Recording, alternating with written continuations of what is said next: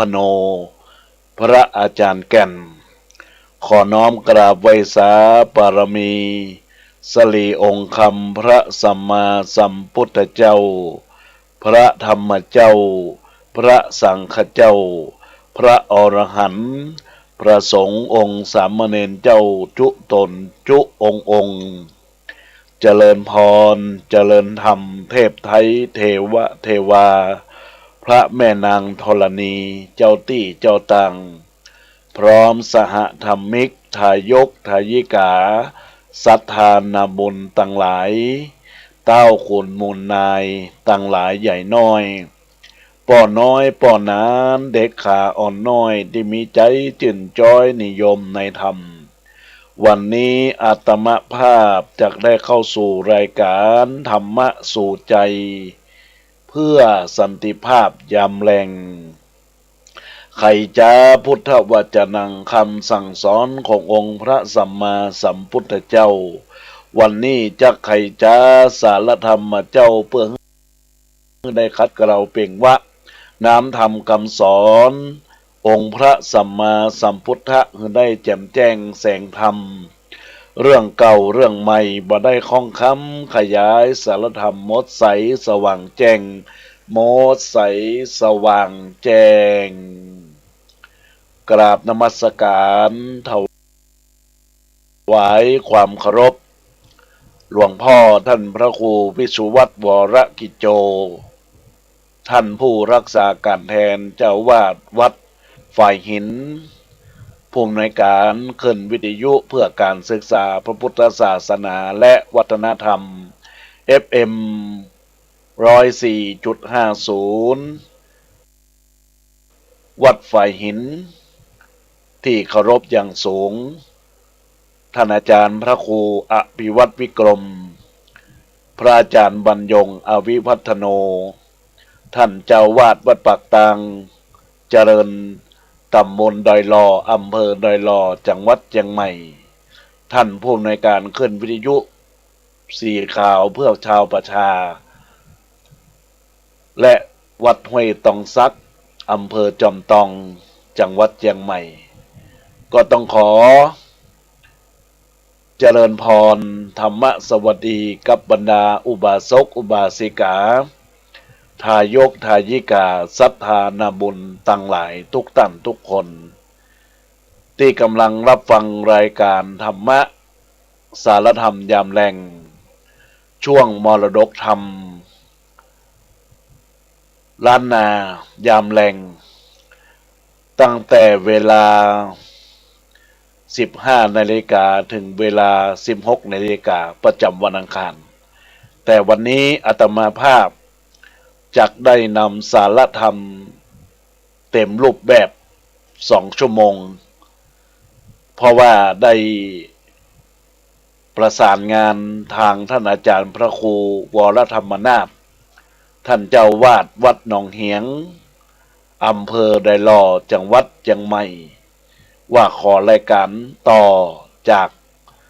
ของอาตมาภาพทุกครั้งเวลาบ่าย3 โมงถึง4 โมงแล้วอาตมาภาพก็จะต่อไป4 โมงถึง5 โมงเป็นรายการของท่านพระครูวรธรรมนาถเจ้าวาดวัดหนองเหียงอำเภอดอยลอจังหวัดเชียงใหม่เพราะว่าหยังญาติโยมตั้งหลายในสัปดาห์หน้านั้นอาตมาภาพบ่ได้อยู่จะได้เดินทางไปจังหวัดพระนครศรีอยุธยาที่มหาวิทยาลัยมหาจุฬาลงกรณราชวิทยาลัยวังน้อยในวันที่3 4 5 6 7 8ปิกมาแต่แล้วนี่การจัดรายการในวันแต่ละวันก็คงจะไม่ได้จัดแต่ว่าได้นัดหมายกับทางท่านเจ้าภาพปูจากันเทศกันทำกันแล้วว่าจะมีกันเทศกันทำเปื้อนเมืองสารธรรมยามแรงเนี่ยทุกแรงทุกครั้งบ่าย3 โมงถึง4 โมงซึ่งในวันนี้เจ้าภาพก็เป็นทางท่านอาจารย์ดร.นิตยาพงศ์พิกุลท่านผู้รับใบอนุญาตท่านผู้อำนวยการโรงเรียนพงศ์พิกุลเชียงใหม่อำเภอสันทรายจังหวัดเชียงใหม่ ได้เป็นเจ้าภาพแล้ววันที่7นั้นก็จะเป็นของคุณแม่ยุพินมหานามบ้านสันไซมูลเป็นเจ้าภาพเจ้ากันแต่อาตมาภาพไม่ได้อยู่ก็เลยเลื่อนจากวันที่7ธันวามาเป็นวันนี้ก็เลยต้องจัดเป็นเวลา2 ชั่วโมงด้วยกันญาติโยมก็อดสะหะวิริยะในการรับฟังธรรมเนอะสำหรับวันนี้ทางเจ้าภาพไม่มีท่านอาจารย์ดร.นิตยาพงพิกุลในชั่วโมงแรกก็จะได้เทศธรรมชาตาราศีปีเกิดปีสันหรือว่าปีวอกแล้วก็ญาติโยมตั้งหลายก็เจริญพรทุกท่านได้น้อมรับสดับตะฟัง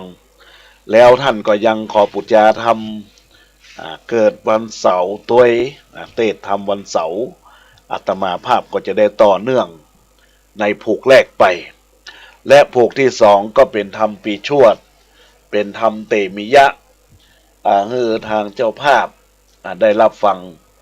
โดยทั่วกันเฮาก็คงจะได้จัดยาวไปถึง2 ชั่วโมงในญาติโยมทั้งหลายญาติโยมทั้งหลายที่อยู่ทางบ้านทางจองได้รับฟังในส่วนของ 88.25 วัดศรีปันเงินอำเภอสันปะตอง 89.50 บ้านต้งเรดิโออำเภอสันปะตองแล้วก็ 98.75 วัดห้วยตองซักอำเภอจอมตองจังหวัดเชียงใหม่แล้วก็จะเป็นคลื่นวิทยุวัดพระบาทอุดมอำเภอฝางแล้วก็จะเป็นมนต์เสียงธรรมแม่แจ่มญาติโยมได้รับฟังคลื่นใดอันใดก็ได้ฟังด้วยกันเนอะญาติโยมทั้งหลายอนุโมทนาเป็นบุญเป็นกุศลที่ทางอาตมาภาพพระครูปลัดกิติพงศ์กิติโสพโนจักได้แสดงธรรมเพื่อเป็นการสืบบุราชตาท่านใดที่เกิดวันเสาร์ก็ดีท่านใดที่เกิดชะตาผู้เกิดปีสันปีวอกมโหสถก็เจริญพรได้รับฟังตัวกันอนุโมทนาบุญตัวกันในญาติโยมและท่านทั้งหลายตอนนี้ก็เจริญพรทุกท่านได้น้อมสดับตับฟังในโอกาสกาลบัดนี้นะโมตัสสะภะคะวะโตอะระหะโตสัมมาสัมพุทธัสสะนะเมตตวาเกณจินุโคมังอนุเวจาเวนโยปรามาจาลิสิลโตนาโอปาวาลันเตเตปปจิเตนะอาเบนหังปัญจเวกาเคตัมบังปิกะเวดุลาภิกขุตังลายบางเมื่อประตาตาขาตาได้เกิดมาเป็นคนในวัฏสงสารโลกนี้วันนั้นก็ปรากฏเจอนามาวิเศษว่ามโหสถวันนั้นแลชาตินี้อันเกิดมาเป็นเจ้าวันนั้นอะหังอันวากุพุนเนอนุวิจวินโยก็มีพระญาปัญญาอันจะเหลียวฉลาดมากนักปุคละผู้ใดจักมาเปรียบเทียมบ่ได้สักผู้สักคนโอปวาลันติก็สามันทะเพื่อจะแก่เปศนาปัญหาอันลอยปันใน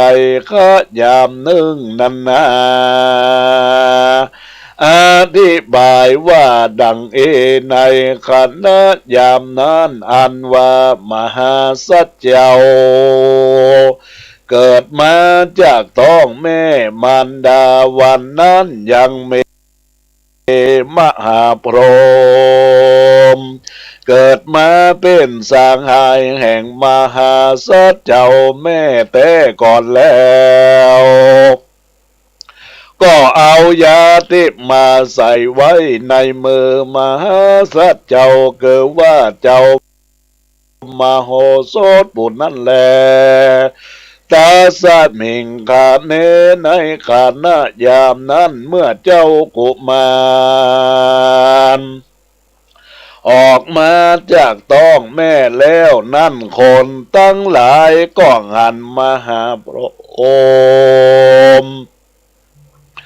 ตนนั้นก็ใส่ใจว่าเป็นมหาสัจเจ้าก็กำเอา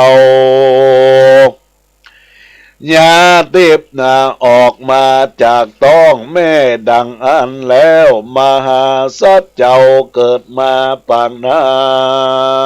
นมีคนเวเศษมาโดยญาติบอันนั้นแลคนต่างหลายอันเกิดมาในเมืองเวตหะลาจนากรทั้งมวลผู้นั้นเป็นเปียติโลกาอันใดก็เดมหาสัจเจ้าก็คือกินยังยาติบวันนั้นก็หายจากเปียติอันตั้งหลายผูกนั้นก็หายไปในขณะยามเดียวนั้นก็มีแลเกิดว่าคนต่างหลายอันเป็นหูหนวกตาก็บอดเป็นเปียเป็นง่อยตัวตั้งหลายนั้นกันว่าได้ยินญาติบอันนั้นก็หายไป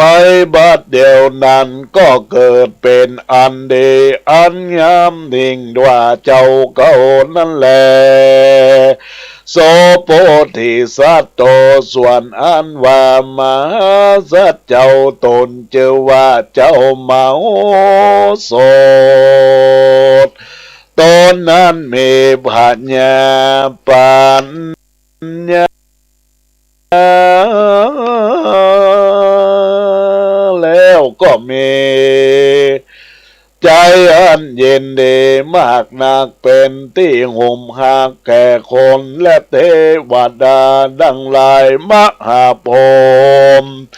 ตนพระญาณนั่นแลสัพพะทั้งมวลมีตนว่ายิงธนูและคืนเสาจ้างดาบและไต่เจือกหนังและเบ็ดเบี่ยงเคินและจ้างดาบและปื้อฟ้อนอยู่เหนือปลายหอกและเหนือสเบียงไว้ปิดเบี่ยงไว้บิดนาเบี่ยงกึ่งไปมาเนือเจือกสเบียงไว้ก็ได้เสียงจุอันบ่มีเศษสลอสักอันแต่และนาปุณเทวาเสในกาละเมื่อวันลุนมาลอดมหาสัจเจ้าเกิดว่านอนเนามาโหสถก็มาล่ำเปิงรู้ด้วยปัญญาแห่งตนว่าอะหังอันว่ากูนี้ปัพพะจิตเตนะอะพินหังพระเจ้าเวคิตพังกูก็จักบวชเป็นพระราศีอยู่ดงอาลีป่าหวยที่ผาลิงจ้อยดงกลางหิมมาวันตาเทียนทองอยู่เป็นหมู่เบื้อนป้องสัตตาก็จักเป็นอันสุขายิ่งลามการมหาสัจเจ้าขัดเองสัตว์นั้นแล้วพระนอกแก้วซ้ำพิจารณาไปหลายว่า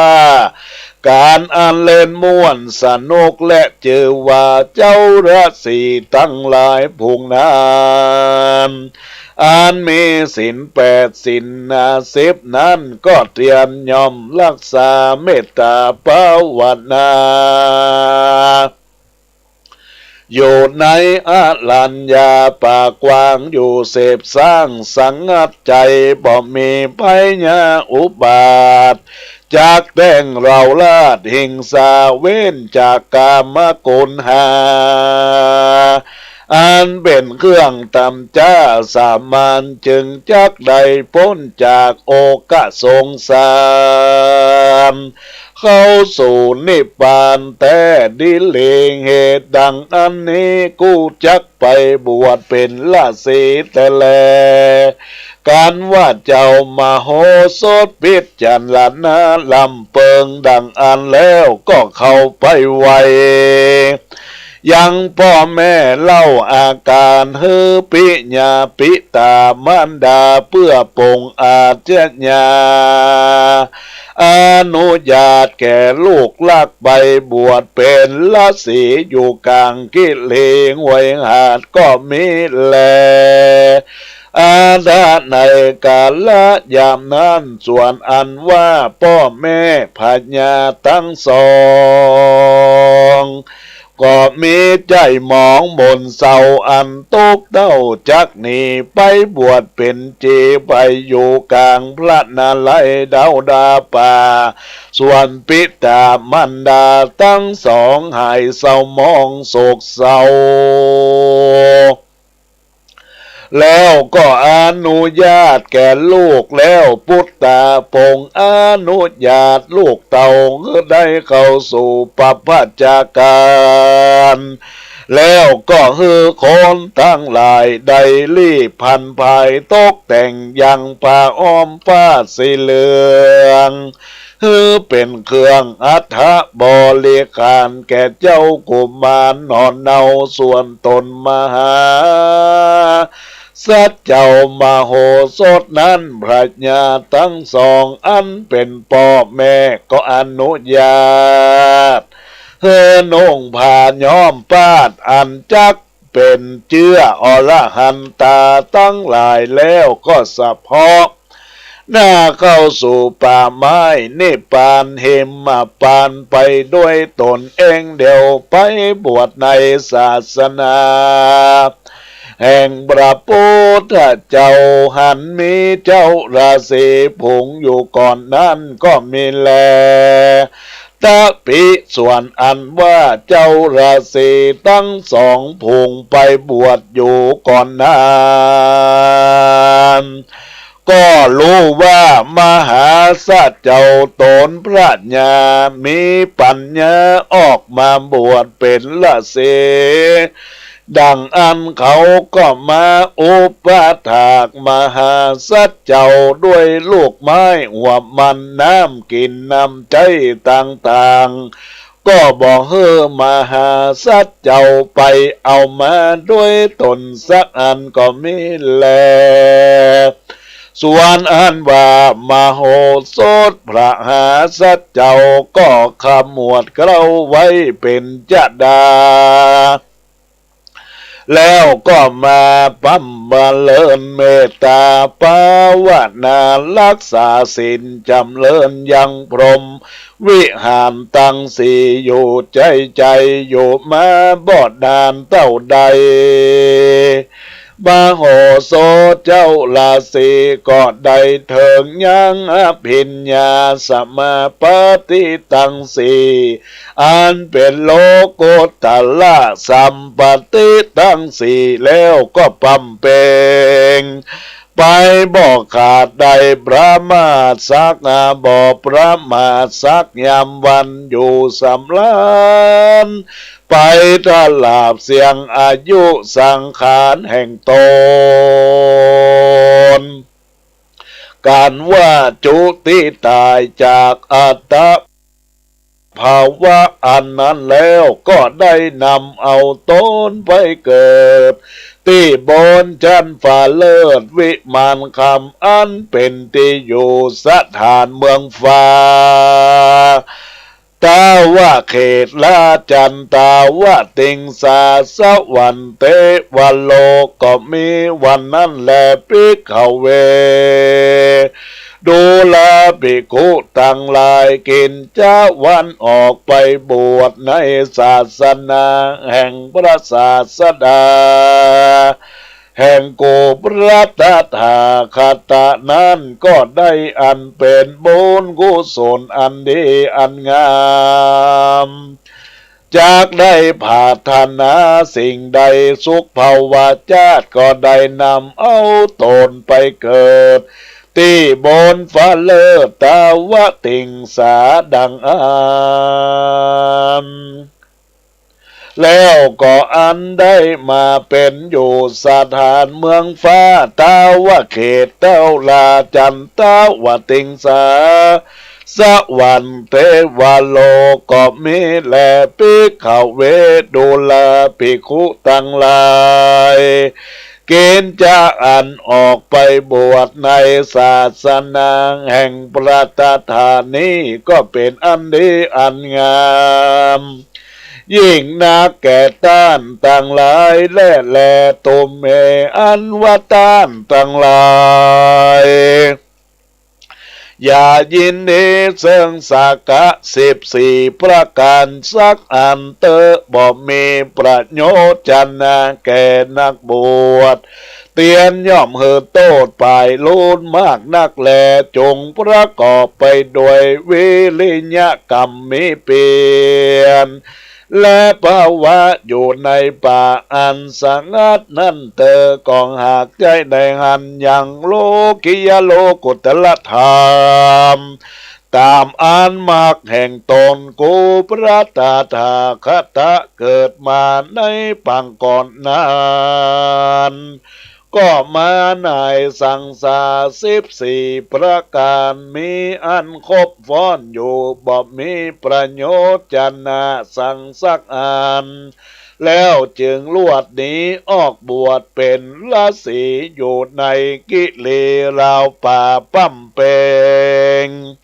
เมตตาภาวนาอยู่ในที่อันสงัดอันเป็นที่จำเริญใจแห่งตนเพกเวโดลาภิกขุตั้งหลายตนใดก็ดีมีใจมักใครปฏิบัติตามโอวาทกรรมสอนแห่งโกตถาคันตะดังอันจุงประกอบไปโดยเพียรอันดีและล่ำเปิงโดยโปรดจังคะตั้ง7ประการทุกวันทุกยามแด่เตอมีสติโพชฌังกะอันหนึ่งคือมีสติปัญญาเป็นผู้มีสติปัญญาอันใดกะตาได้โภงกะทรัพย์อันดีอันใดปั้มเป่งปาปะกรรมใดมีใจอันเป็นบุญกุศลปั้มเป่งตาเนื้อลำเปิงด้วยโพชฌังคะ7ประการทุกวันคำเจ้าแด่เตอวากอานสติโพชฌังคะอันหนึ่งคือมีสติอันใส่ใจเข้าสู่กรรมฐานมั่นคงดีนักอาจจักรู้เหตุทละแจ้งอย่างหลักกะตั้ง3และสัจธรรมตั้ง4และธรรมวิจัยญะสัมโพจังกะอันหนึ่งคือว่ามีพระญาล่ำเปิงหันแจ้งยังสภาวะธรรมตั้งหลายและเป็นเหตุใดถ้าละโล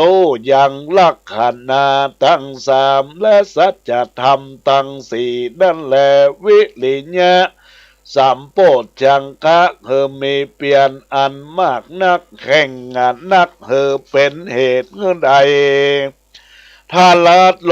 ลักขันนาตั้ง3และสัจธรรมตั้ง4นั่นแลปิติโพชฌังคะโสอันหนึ่งชื่อว่าสติจึงเต็มใจเป็นเหตุใดรู้จักลักขณะตั้ง3และสัจธรรมตั้ง4นั่นแลปัสสติสัมโพชฌังโฆ เสิงอาบุญอันหนึ่งคือเมใจลำงับยังกิเลสทำอันนาอ่อนละเอียดสุขุมานว่าเป็นเหตุรู้แจ้งอย่างลักขณะตังสามและสัจธรรมตังสี่สัมโพธิปจจังโกอันหนึ่งเกิดว่าอุเบกขามีภาวะใจอันเสมอดีนักในสังสารธรรมตั้งหลายสัมมาอันดีอันใดมีใครหัวกลัวแต่อบายทุกสิ่งก็ดีเถิงโลกุตละโศกนั้นแลเป็นเหตุได้ทลัดรู้อย่างลักขณะตังสามและตังอาสีนั้นแล้วบอดอยากจะแลโสปิกเขาอ่านว่าภิกขุเจ้าตั้งหลายอันใดตนหากใดเป็นอริยาตนหนึ่งแลเป็นตนประกอบไปโดยสาลีวิริยะแต่แลมีแต่มักกล่าววิริยะจำพรหมจารีตั้งหลายก็มิแลเยปุคละอ่านว่าปุคโลพูดใดอันเกิดมาในโลกนี้ชื่อว่าเกิดปีสันในกะละเมื่อยามนั้นก็ได้เกิดรวมจาเจ้ามโหสถพลังป่ายนาแต่นั้นก็เอาตนไปโจติตายกากาดไปเกิดในกำเนิดทรงสารใจไปโลนมาได้เอาตนไปจุธาเจ้าหนักอ่านขอนพระนมแล้วเอาตนไปสู่ไม้ข้าเจ้าอันมีผีเสื้อและหมาอยู่เฝ้ารักษาจึงได้เจียมจาเสิ่งกันไปมาว่าดูกะลาเจ้าสังหายทั้งสองเฮยอะหังอันว่าคาก็กลัวภัยญะอุบาทกังวลเปียทิมาบังเกิดในตนตัวแห่งคาจึงขอสั่งอำลาคือตั้งสองจุติในกำเนิดแห่งคนตั้งหลายปลายลูดมาขาดจักหาเครื่องปูดจามาเฮอแก่เจ้าตั้งสองว่าอันแล้วก่อนนำมาปฏิสนเกิดในกำเนิดคำพัดต้องแม่แห่งตนได้เกิดมาเป็นคนยิ่งใจตั้งหลายและอุตตมตานางอ่านว่ายอดตาลแห่งตนเธอได้สร้างธรรมโหสถเป็นธรรมจะตาจงได้สร้างกำแพงเป็นตานก็จักมีบรอานิสงส์อันกว้างขวางสมฤทธิชุดที่จำเริญจุดเยียงจุประการบ่อยากจะแหลนนาอาตะจาตะกามไข่บดว่ากินจินุโคมังอานุวิจจะเวนโยนั้นด้วยอัญโยอันแคบแก้ไขยังดำมโหสถลาจาตะกังอันเป็นจาตทวนหางแห่งพระพุทธเจ้าก็ด้วยประการดังกล่าวมานี่แหละนาบัดนี้เจ้าของมูลศรัทธาปีสันปีวอกก็จักได้ปูจาธรรมเทศวันเสาร์อันเป็นธรรมว่าเหตุปัจจโยอาลามานาปัจจโยอาทิปติปัจจโยอนันตลปัจจโยสามานันตลปัจจโยสหจาตปัจจโยอัญญมัญญปัจจโยเนสยปัจจโยอุปาเนสยปัจจโยปุเลจตปัจจโยปัจจาจตปัจจโยอเสวนาปัจจโยกัมมะปัจจโยวิปากปัจจโยอาหารปัจจโยอินทรียปัจจโยฌานปัจจโยมรรคปัจจโย สัมปโยตาปัจจัยโยวิปปโยตาปัจจัยโยอัตติปัจจัยโยนัตติปัจจัยโยวิคาตาปัจจัยโยอวิคาตาปัจจัยโย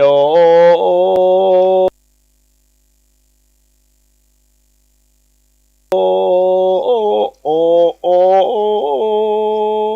อันเป็นธรรมดวงประเสริฐ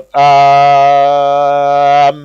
สัตตปาละนังสังเขนะเป็นนะอันอามาจากแก้ไขยังอภิธรรมามหาปานาทานอันเป็นพระกนาอันด้วนเจ็ดโดยสังเขปอันได้กล่าวมาทำต่างสองวงนี้อันได้เทศนาธรรมโหสถและมหาปานาทานจะตาผู้เกิดวันเสาร์ก็ด้วยประการดังกล่าวมานี้แหละนะก็บังคมสมเลสเดชท่านอุบาสกอุบาสิกาทายกทายิกาศรัทธานาบุญทั้งหลาย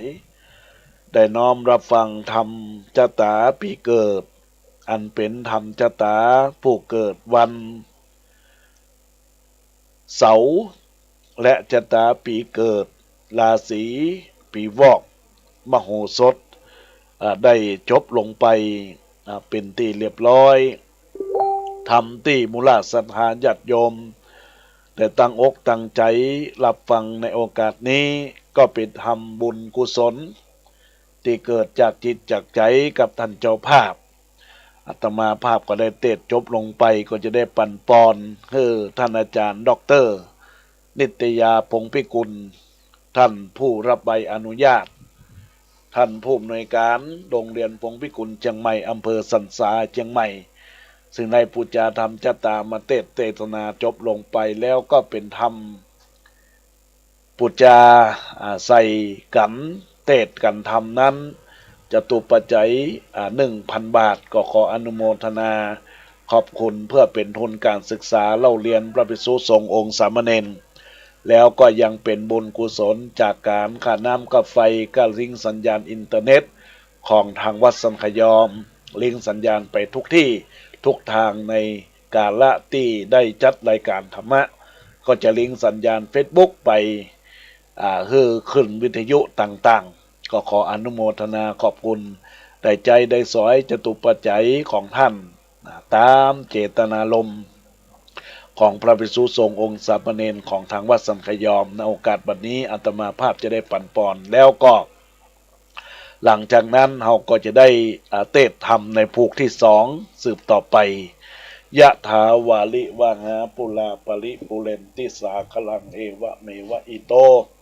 เทนังเปตานังอุปกัปปติอิทิตังปฏิตังตุมหังกิปะเมวะจะมีฉันตุสัพเพปุเรนตุสังกปาจันโทปนะละโสยะถามณีโชติละโสยะถาอิมินาบุพบุพาลจตานังจตุปัจจัยไตเยวทุตานะปะตังตานังอุดิสะตานังนิปนะปัจจโย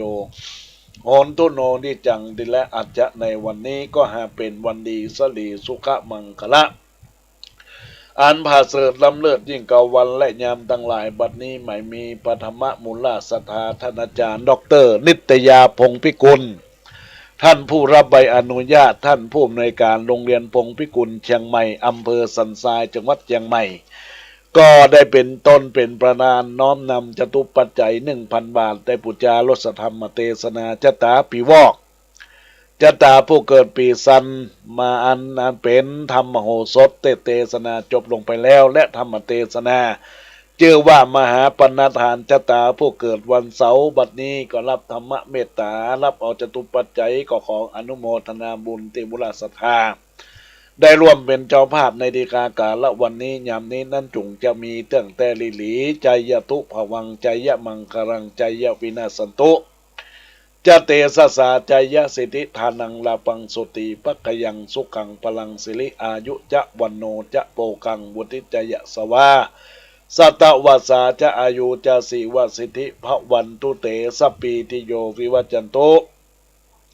สัพพะโรโกวินาสันตุมาเตภวะตวันตะลโยสุขีติกายุโกภวะอภิวาตนาสีริสนิจังพุทธาปจายโนจตาโลธรรมาวัฏันติอายุวันโนสุขังปะลังต้องขออนุโมทนาขอบคุณกับท่านเจ้าภาพกันเตศในภูกแรกนี้ท่านอาจารย์ดร.นิตยาพงศ์พิกุลท่านผู้อำนวยการและผู้รับใบอนุญาตโรงเรียนพงศ์พิกุลเชียงใหม่อำเภอสันทรายจังหวัดเชียงใหม่ตั้งอยู่ที่หมู่บ้านสันทรายหลวงญาติโยมท่านใดที่อยากจะให้ลูกหลานได้ห้ำเรียนหนังสือในโรงเรียนการศึกษาภาคเอกชนเจริญพรได้นำบุตรหลานของท่านได้ไปห้ำไปเรียนไปศึกษากันได้เนอะญาติโยมทั้งหลายก็เปิดทั้งระดับอนุบาลและระดับประถมและระดับมัธยมต้นตอนนี้ก็เป็นช่วงของเทศกาลปิดนะ โควิดก็สมัครในปีการศึกษาหน้าหรือว่าอนุบาลนี้ทุกวันเนาะอันนี้ก็ขอฝากประชาสัมพันธ์เอื้อนเจยกับบุญกุศลที่เกิดจากจิตจากใจของท่านผู้อำนวยการโรงเรียนพงศ์พิกุลเชียงใหม่มาณโอกาสนี้ที่ได้ตั้งอกตั้งใจได้เป็นเจ้าภาพก็ขอให้กิจการงานของท่านผอ.ได้เจริญรุ่งเรืองก้าวหน้าทัดเทียมการศึกษาไปสู่ระดับต้นของจังหวัดเชียงใหม่ของภาคเหนือและก็ของประเทศเนาะก็ขออนุโมทนาขอบคุณกับบุญกุศลที่ได้สร้างทำเทศนาธรรมจบไปเป็นที่บัวละมวลแล้วเนื้อญาติโยมละตันทั้งหลายสักครู่หนึ่งอาตมาภาพก็จะได้เทศธรรมให้กับเจ้าภาพเพ็มกันหนึ่งก็มีคำกรอยากจะฝากกับบรรดาศรัทธาญาติโยมว่าคนเรามีทุกสุขทุกสถานมีงานการลื่นลมสมศักดิ์ศรีต่างมีบุญญาบารมีทั้งร้ายดีมีปนทุกคนกันดีบ้างร้ายบ้างมนุษย์คือคนนั้นใช่ไหมมีคนดีคนเลวปนกันไปไม่ดีหลายก็ดีน้อยก็ดีไปถ้าไม่ดีก็มีปัญหาเกิดถ้าดีก็เลิศไม่เกิดได้ในปัญหาให้ปฏิบัติตามคำสอนศาสดาองค์พระสัมมาสัมพุทธเจ้าก็เข้าทีถือศีลกินเจไม่แช่ไฉคำไหนคำนั้นทำการกิจธรรมะในใจให้สุขคิดให้พิชิตความดีมีคุณธรรมเกิดมาเวลาดีย่อมมีน้อยศึกษาธรรมให้บ่อยอย่าถอยหนีให้ละชั่วประพฤติแต่ความดีเป็นบุญบารมีกับตนตัวไม่มัวหมองชั่วกาลนานเอ่ยอันนี้ก็ต้องขอฝากกับบรรดาอุบาสกอุบาสิกาทายกทายิกาศรัทธานาบุญตั้งหลายเนอทุกท่านทุกคนที่รับฟังรายการธรรมะในโอกาสนี้นะญาติโยมท่านทั้งหลายในโอกาสนี้อาตมาภาพสักครู่หนึ่งเมื่อเขาอูจากันในรายการไปแล้วนะสักครู่หนึ่งก็จะได้เทศธรรมในส่วนของภูกที่สองซึ่งเป็นธรรมชะตาปีเกิดเช่นเดียวกันซึ่งวันนี้หมายมีคุณโยมเจ้าภาพหมายมีมูลศรัทธาแม่ยุพินมหานามจากบ้านสันทรายมูลแล้วก็มีมูลศรัทธาญาติโยมซึ่งคุณโยมนัทธนันเลอแมได้ร่วมเป็นเจ้าภาพเจ้ากันซึ่งคุณแม่ยุพินมหานามนี้ท่านก็ได้เกิดวันที่3 ธันวาคมเมื่อกี้วันก็จะเป็นวันคล้ายวันเกิดของท่าน จะได้เตะทำชะตาปีเกิดที่ก่อนพร้อมด้วยคุณโยมนัทนันเลอแมก็เกิดวันที่11 ธันวาในสัปดาห์นี้เดือนนี้นะสัปดาห์หน้าเนี่ยญาติโยมต่างหลายผลวันนี้ก็เป็นสิ้นเดือนแล้วนะเปิ่นก็ได้ฟังธรรมทั้งแม่ทั้งลูกเนาะก็ขอให้คุณโยมแม่ยุพินมหานามอยู่ทางบ้านได้รับฟังแล้วตอนนี้ก็เตรียมตัวเนอะอาตมาภาพจะได้แสดงธรรมเทศธรรมส่วนรายการธรรมะของเฮาก็วันนี้อาตมาภาพก็ได้เกินนำไว้แล้วว่าจะได้จัดถึง2 ชั่วโมงเพราะว่าในสัปดาห์ต่อไปวันอังคารอาตมาภาพบ่ได้มาจะได้ไปเดินทางไปที่จังหวัดอยุธยาดังนั้นแล้วญาติโยมอุบาสกอุบาสิกาเจ้าภาพสัปดาห์หน้าก็เลื่อนมาเป็นสัปดาห์นี้นะเปลี่ยนแปลงเวลากันนิดหน่อยแต่สัปดาห์หน้าก็จะได้ให้ท่านพระครูวรธรรมนาถได้ต่อเนื่อง2 ชั่วโมง 3 โมงถึง5 โมงเลยเหมือนเดียวกันกับอาตมาภาพแล้วญาติโยมก็ไปปะกันในสัปดาห์ต่อไปก็คงจะเป็นวันที่14 ธันวาคมในโอกาสที่จะได้แสดงธรรมให้กับทางเจ้าภาพเจ้ากันต่อไปดังนั้นแล้วญาติโยมอุบาสกอุบาสิกาทายกทายิกาศรัทธานบุญตันทั้งหลายที่ได้รับฟังรายการธรรมะยามแรงในนี้อาตมาภาพก็จะได้เทศธรรมต่อไปก็ต้องขอเวลาผ่านทางท่านหลวงพ่อพระครูวิชวัตรวรกิจโจท่านผู้อำนวยการขึ้นวิทยุ FM 104.50วัดฝ่ายหินตัวยเนอร์จะได้ต่อเนื่องแล้วนะครับหลวงพ่อแล้วก็ญาติโยมทั้งหลายที่ฟังอยู่ทางบ้านช่วงท้ายรายการก็คงจะใกล้เลิกแล้วนะเวลาสักประมาณ4 โมงกว่าสักจะได้เว้นไว้สัก10 นาที15 นาทีเฮาก็โทรศัพท์ตักทายกันในท้ายรายการเนอะตอนนี้เฮายังบ่ทักทายกันเตี้ยเพราะอยู่ในช่วงของการรับฟังพระธรรมเทศนาในโอกาสบัดนี้ก็จะได้ขอเจริญพรเรียนเชิญอุบาสกอุบาสิกาญาติโยมตั้งหลายได้ตั้งอกตั้งใจน้อมรับฟังพระธรรมเทศนาซึ่งเป็นธรรมพื้นเมืองล้านนาคือบรรดาญาติโยม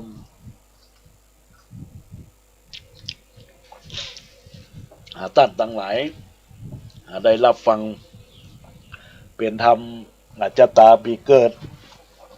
ปีชวดเนื้อญาติโยมละตั้งหลายนะแล้วก็ญาติโยมละตั้งหลายทุกท่านทุกคนคนไหนที่เกิดปีชวดทำชะตาปีนี้ก็เชิญชวนรับฟังด้วยกันทุกท่านทุกคนพระธรรมเทศนาเปิ้นเมืองชื่อว่าเตมิยะก็จะได้เริ่มเทศเนื่อญาติโยมละตั้งหลายตั้งอกตั้งใจรับฟังในโอกาสบัดนี้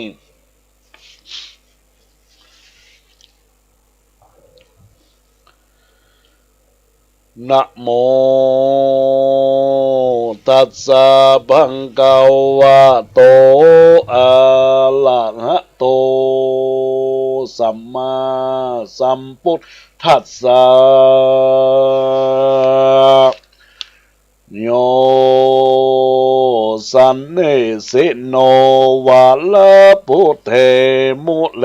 มะลังสาเสนังมหันเตงวิจัยโยสัมโพธิมากันเจว่าอานันตัญญาโนโยโลกุตโมตังปนามามิพุทธังตังปนามามิธัมมังตังปนามามิสังฆังสาธุสาธุโอกัสสะดูลาสัพพุริสะทั้งหลายพระพุทธเจ้าจักล้อมยังตัสสะ10 ปัจจาจึงกล่าวว่าปุณณปะปะลัง ยะถาโหมิกาศิลาสัจจาตะละโคมุโคยะโคยินาเม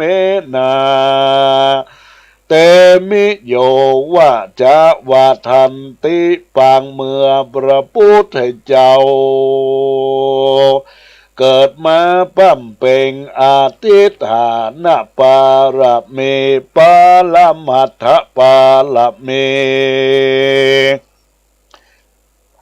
เปิ้งรู้ดังนี้ได้เกิดมาเป็นลูกพญากาสีปรากฏเจวา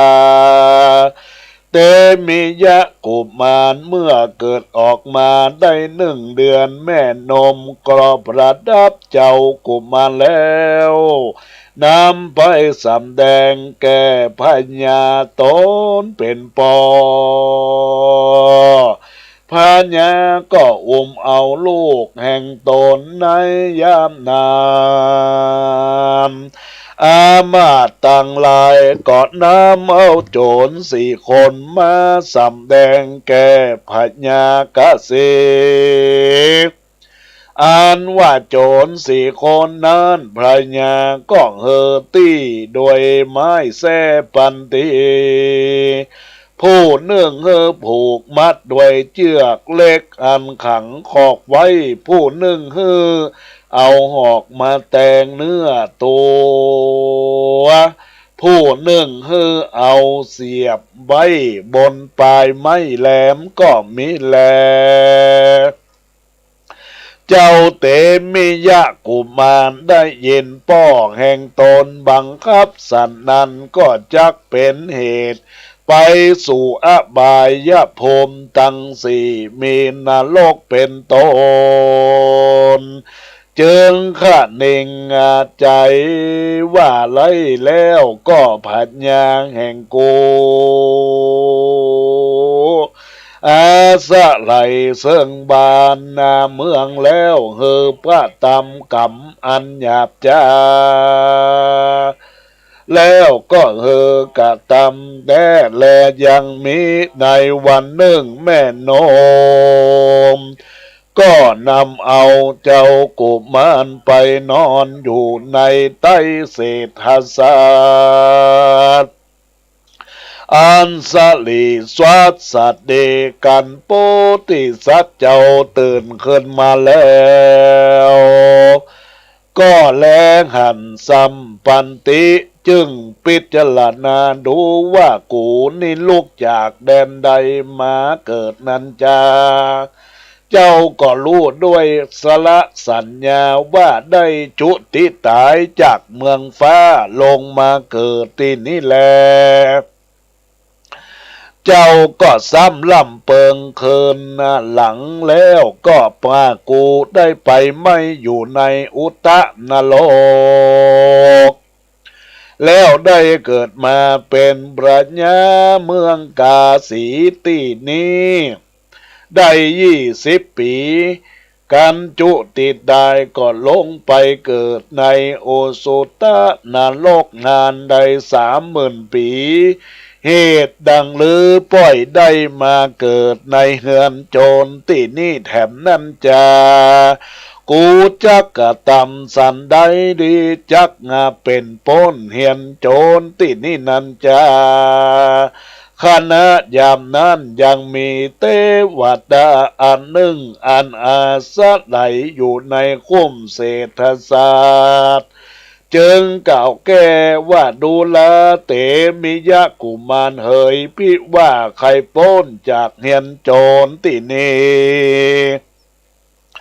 ต้านจงอธิษฐานเอาองค์3คือวัทลิเป็นเปียค่อม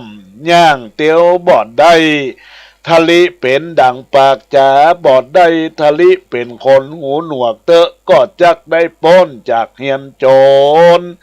นี่จะแลตั้งสู้ตัวกันว่าเจ้าเตมิยะกุมารได้เย็นก็มีใจจมจื่นเย็นเดก็กระทำสัจจะอธิษฐานเอาองค์3ประการดังกล่าวมาจุประการนั่นแลสัพเพอันว่าข คนทั้งหลายมีพระญากาสีและนางเทวีผู้เป็นแม่ก็หันเหตุการณ์อันนั้นจึงเจียนจากันว่าดูแลเจ้าเราตั้งหลายเอ๋ยอันว่าเจ้าเตมียะกุมารคู่นี้จักเป็นเปียค่อมหูหนวกก็บอดใจเล็งดูหน้าตาก็เสมอนักแม่นแข้งขาตีนมือก็ยังดีงามจักมีหูหนวกก็บอกพากดลอยว่าจักมีเหตุอันใดจากเราตั้งสองจักลองดูก่อนว่าอันเขาก็บอกเฮ้อเจ้าเตมียากินนมก่อนโปธิสัตว์เจ้ากลำเปิงว่าแม้นว่าเราบอดได้กินนมและแห้งตายไปยังแผ่นประเสริฐว่าอันจากได้ไปตกนรกแต่แลแม่นเจ้าอยากหิวนมเต้าใดเจ้าก็บ่ร้องให้สักกรรมพระญาตนป้ออินดูยังเจ้ากุมารก็เฮือมาดูดนอน้ำนมก็บ่หันล้างเตื้อล้างเตื้อก็มาเป็นกะตำกาละอันใดเตียนย่อมยักกะตำนี้ไปเตื้อเล็กเตื้อน้อยเต้าว่าล่ำเปิงก็ได้ก็มีแลลังลงน้ำเดี๋ยวก็ใส่ซัดหันแลโสละจะส่วนว่าพระญาตนปอก็เฮือเล่นมโหสถพระการได้พระการมหาสัจเจ้าก็บ่ยินดีในอันดีสีตีเป่าและขับฟ้อนสักอันพระญาตนปอก็เฮือเอาน้ำอ้อยมาตาเนื้อตัวตั้งมวลแล้วเอาไปนอนในแมงวันทั้งหลายแมงวันก็มาตอมไต่อยู่หยับแยบเจ้าก็บ่ต้วงบ่ติงทัดนั้นนอนเหนืออาจมหมดเน่าเจ้าก็บ่ต้วงติงโตนั่นแหละเขาก็ลองดูยังเตมิยะโพธิสัตว์เจ้าต่างๆนานใด16 ปีก็บ่หันลางกะสักอันก็มีแลในคณะโพธิสัตว์เจ้าจำเลินขึ้นไปใหญ่มาแล้วเขาก็จากันว่าเตมิยะกุมารเป็นคนหูหนวกก็หากลูกกะสันยินดีกับมาตุกามผู้หญิงกวนดีอาบองค์สะหลงเกตเก้าผดับผดาโดยเครื่องอาภรณ์ต่างๆแล้วก็หามายังนางนาสนมผูกอันทะลงรูปอันงามเขามาอุปถากเจ้าก็มีแลนางต่างหลายก็มากะตามมายาต่างๆเพื่อเฮอมหาสัจเจ้ายินดีส่วนโพธิสัตว์เจ้าก็มีใจอันคติยินดีด้วยงามผูกนั้นสักคนเจ้าก็กันใจโล้มดังอยู่บ่ถวยใจเข้ามาออกมาผู้หญิงผงนี้อย่าได้มาถูกต้องตัวเฮาเตอก่อนแย่เป็นดังกระด้างอยู่เมื่อนนั้นนางนาสนมตั้งหลายก็กล่าวว่าใจผู้นี้เป็นอันกระด้างอยู่ลอยว่าเป็นผียักษ์ก็ปากันนี้ไปเสียงก็มีแลอุโภคันติญาส่วนว่าพญาทั้งสองพ่อแม่บ่อาจจักโพธิสัตว์เจ้าปากจาได้จึงกล่าวว่าดูแลเจ้าเตมิยะกุมารตูข้าพ่อแม่ก็ล่ำเปิงว่าจักเป็นเปียง่อยก็บ่ใจ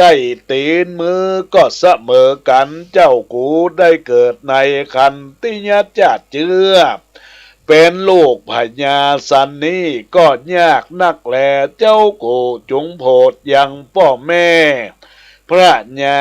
พ้นจากกรรมติเตียนแห่งพระญาตั้งหลาย ในจมโปเตบนั่นเตอส่วนมหาสัจเจ้าก็เป็นดังบอดได้ยินสางก็ตุมหิอยู่บอกปากนั่นแหละลาจะพรำปโลหิตังกาหาเปตัวพัญญาก็ฮือหาบมายังพรามณโปโลหิตมาตำหน่วยตวายตักลักษณะแห่งสัจเจ้าพรามก็มีการพิจารณาดูก็ไว้พระญาเจ้าว่าข้าแด่มหาราชเจ้ากุมารผู้นี้จักอยู่ในภาษาตินีก็จักเป็นโอนตะลายแก่พระญาและนางเทวีพระญาได้ยินสัตว์นั้นแล้วกองนายสางรัตถีนำเอาเจ้าเตมิยะกุมารไปฝังในปัจจาผีดิบเสียเตะว่าอันตังสุตัวโปติสัตเจ้าได้ยินกรรมอันนั้นก็มีใจจมจื่นยินดีมากนักก็คัดนิ่งใจว่าเปลี่ยนแห่งกูได้ปำเปงมามากนักจักบัวรับมวลแก่กูจะแลสะเปจนาอันว่าคนต่างหลายได้หูข่าวว่าจักเอาเจ้าเตมิยะไปฟังอันนั้นเขาก็กันดีด้วยกรรมว่าเอากาลนี้ไปฟังกรรมอันนั้นก็พากฏไปทั่วเมืองฮันแลในกาลยามนานนางจันทเทวีตนแม่ได้รู้ประวัติข่าวสารอันหนึ่งจึงว่าเข้าไปสู่พระญากาลีก็ขออนุญาตเสริงบวชตนว่าข้าแด่มหาสัจเจ้าขอจงเฮลาจะสมบัติอันเป็นเต้าพญาแก่โลกคาก่อนเตอะพญากาลีจึงกล่าวว่าดูแลนางเทวีเจ้าเตมิยะกุมารเป็นกาลกินีเฮาบ่เอาไว้ใดและอันว่านางเทวีตนแม่วอนขอกับพระญากาสีตนเป็นผัวอยู่ใจพระญาจึงปงอาจนุญาตแก่นางเทวี7 วันส่วนนางเทวีของคนตั้งหลายประดับพระดาวเวียงกาสีตั้งม้วนตีกองห้องเป่าตัวเวียงรู้ว่าเมืองกาสีนี้หากเป็นเมืองแห่งเจ้าเตมิยะลูกกูจะแลในวันโลนลุงเจ้าปรำโบดิสัตเจ้าก็ขึ้นสู่หลังจ้างมังกละตัวผาเสดออกปตักเขนาแวดเวียงมีหมู่จะตะลงกะเสนาเป็นปริวารกันเหมือนแล้วก็ขึ้นสู่ต้องที่นอนอันมีสลีสดสดีในลัตติญากลางคืนนั้นนางจันทเทวีก็เข้าไปวอนขอว่าดูแลลูกฮักแก่แม่ตัวกูแม่บ่ได้รับได้นอนบ่สำราญใจเหตุหักสายใจลูกแม่ห้องให้เป็นดังตาจั่งตาย้อยส่องจักแตกไปดิลีแม่ก็รู้ว่าเจ้าบ่มีคนใบง่าวเจ้ามาทะลิเป็นสันนี่นางเทวีห้องห้ำให้วิงวอนเซิงลูกตนเสียง3 คืนแล้วมหาสัจเจ้าก็บอกปากจากับแม่ตนสักกรรมก็มีแลโสละจาการวัดวัน7มาไขว้แล้วปรัชญากาสีตนป้อก็มีอาจญาแก่นายสารถีว่าดูลาสุนันตะนายสารถีมึงจงเอาเตมียะกุมารใส่ลดแหลมมาเป็นมงคลแล้วเอาไปฝังในปัจจาพี่ดิปูนเตะส่วนเตมียะกุมาร ได้ยินพ่อพระญากล่าวสันนั้นก็มีปิติยินดียิ่งกว่าเก่าว่าเปลี่ยนอันกูได้กระทำมานานได้16 ปีจักสำเร็จทีแก่กูในวันนั้นแหละนะ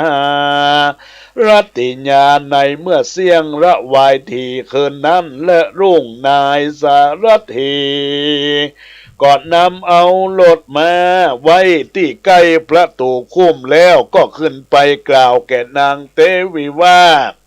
เจ้ากูอย่าได้เกียรติแก่ข้าเตอะบัดนี้อาจจะอย่าฮื้อข้ามากระทำสันนี้จะแล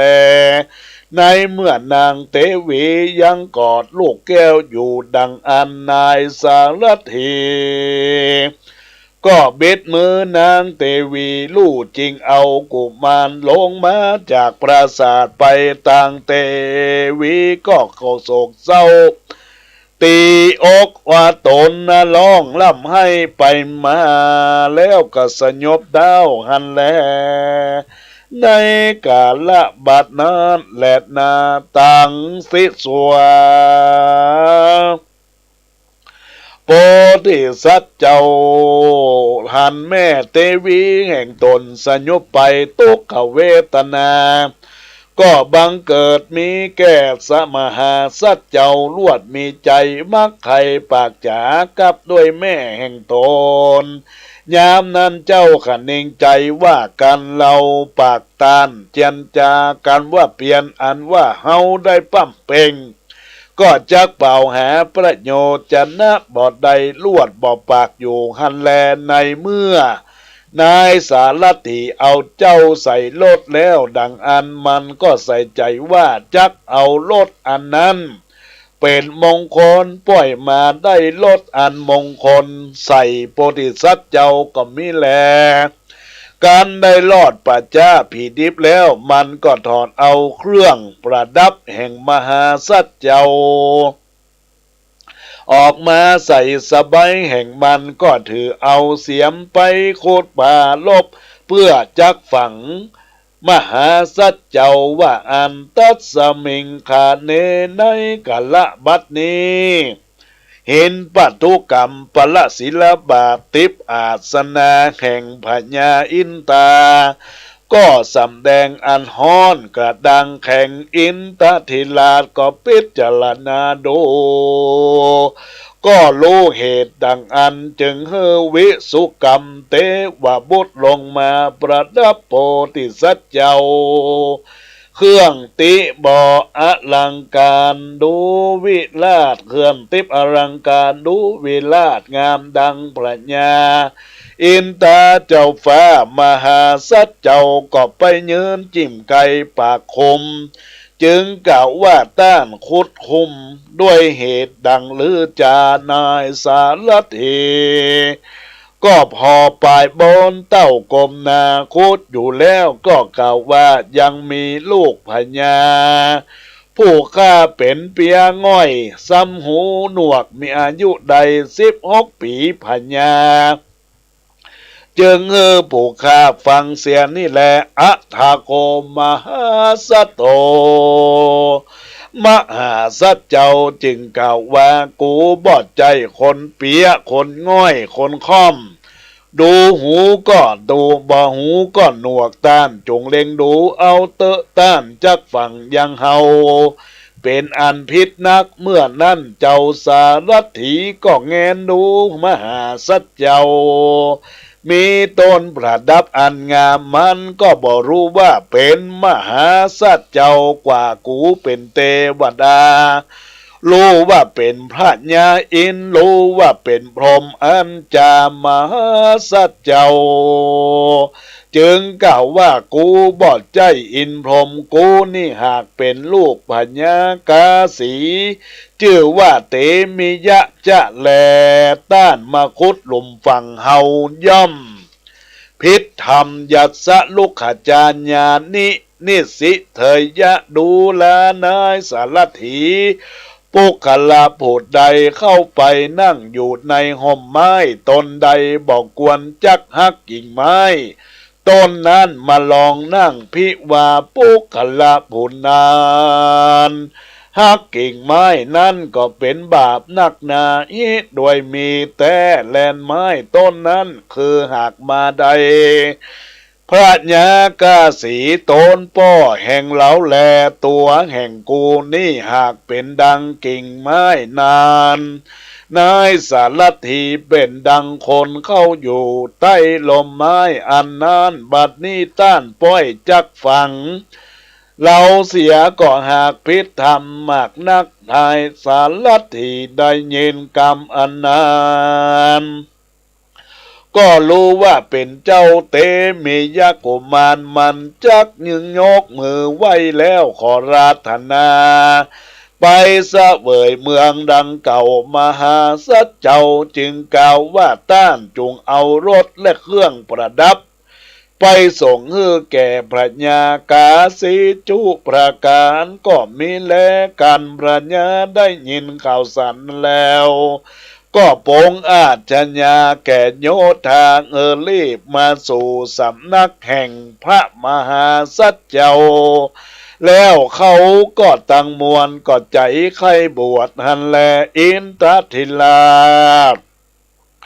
ก็เฮเวสุกัมมะเตวบุตรลงมาเนละมิตรยังบรรณสลาและบริขารนักบวชส่วนโพธิสัตว์เจ้าหันบริขารอันนั้นก็บวชอยู่ในศาลาจำเริญเมตตาภาวนาไปใจก็บังเกิดได้ฌานสมาปติกับตังอภิญญาณสี่ประการก็มีแลในกาลนานพระญากสีก็อาราธนานิมนต์มหาสัจเจ้าไปเสวยเมืองเจ้าก็แหมป้อตนเสียมักว่าบ่รับเอาสมบัติบ้านเมืองก็เตศนาสำแดงโตดอันอยู่ในวัฏสงสารว่าบ่มันบ่เตียงสักประการอันว่าคนต่างหลายมีพระญากาสีเป็นตนก็ปากันบวชเสียงหันแลก็เอากันตั้งอยู่ในคำสอนแห่งมหาสัจเจ้าก็กตากระศีลกรรมเมตตาภาวนาเป็นถ้อยเปลี่ยนได้ฌานสมาบัติถ้าหลาบอายุแห่งตนกันเมียนอายุจุติแล้วก็ได้ไปเกิดพรหมโลกที่นี้จักจุมนมจาตกะอันนี้อันวัเตวบุตรอยู่หักษาในเศรษฐสัตว์วันนั้นคือหากบันไดอุปลวันนะเถลีบัดนี้แหละนาสุนันตะสารถีหากบันไดสาลีบุตรเห็นละเจ้าขันติยะทั้งสองพ่อแม่วันนั้นคือหากบันไดพระสลีสุดโททันนะและพระสลีมหามายาในกลบัดนี้แลบริษัทอันเกิดเหลือกว่านั้นหากมาได้บริษัทสี่จำบวกในกลบัดนี้แลเจ้าเตมิยะกุมารวันนั้นก็คือหากบันไดกูพระตถาคตตนเป็นจิตจังที่เปิ้งแก่โลกทั้งสามก็คือพระพุทธเจ้าของเฮาเพราะเป็นชาติเกิดของท่านในกาลบัดนั้นแลเตมิยะอานิจจริยังนิติตังเกญญาอันโดยเตมิยะปั้มเป่งอธิษฐานปรมิธรรมอันใดก็ตาที่การมาแต่ก่อนก็มีโดยประการดังกล่าวมานี่แหละนาก็บังคมสมเลสเดชบรรดาญาติโยมอุบาสกอุบาสิกาทายกทายิกาสัทธานาบุญทั้งหลายได้น้อมสดับตับฟังพระธรรมเทศนาได้ผูกทวนสองที่อาตมาภาพได้เทศนาธรรมเตมิยะอันเป็นจถาปีเกิดปีใจหรือว่าปีชวด ได้จบลงไปธรรมที่จบลงไปนั่นก็มีเนื้อหาสาระธรรมเกี่ยวข้องกับชาติของพระพุทธเจ้าชาตินั้นเป็นชาติของเตมิยะนะญาติโยมทั้งหลายเป็นชาติที่เรียกว่าตุมหิอยู่ภาวะอยู่บ่ปักบ่จ้าเป็นคนหูหนวกเป็นคนบ่รู้สึกรู้สาหยังญาติโยมทั้งหลายเขากระทำกะละจะฆ่าจะฟันจะแทงก็บ่สนใจแต่แล้วก็ย้อนถามยังผู้ที่จะฆ่าจะคันจะแกงนั้น